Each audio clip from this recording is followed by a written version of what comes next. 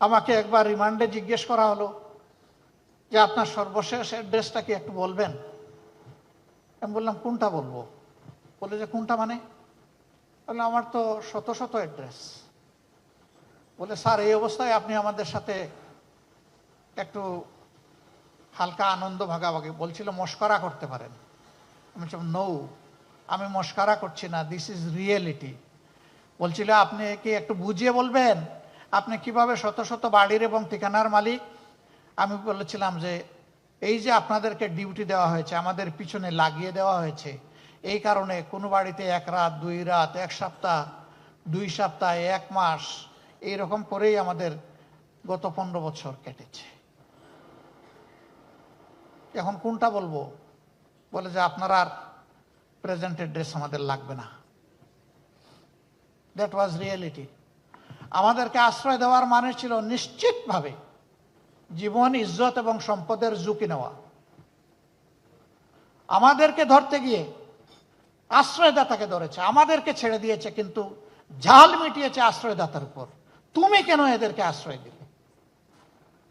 That was the reality of Bangladesh.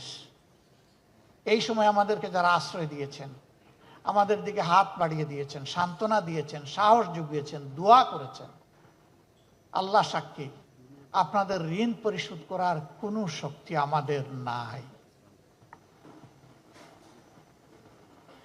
আমরা চিরজীবনের জন্য আপনাদের কাছে কৃতজ্ঞ।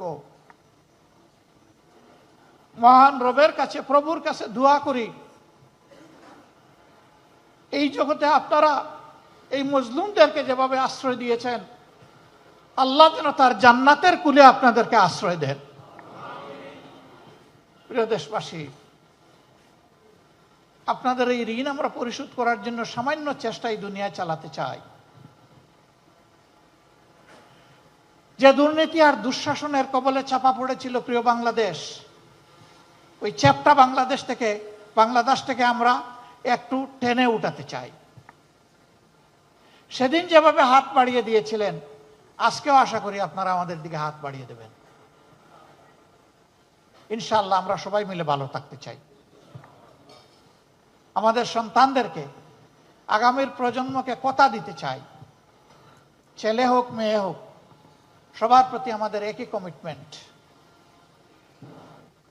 আমাদের জীবনের শেষটুকু দিয়ে তোমাদেরকে একটি পরিচ্ছন্ন, একটি প্রসপারাস এবং একটি শান্তির বাংলাদেশে রেখে যেতে চাই।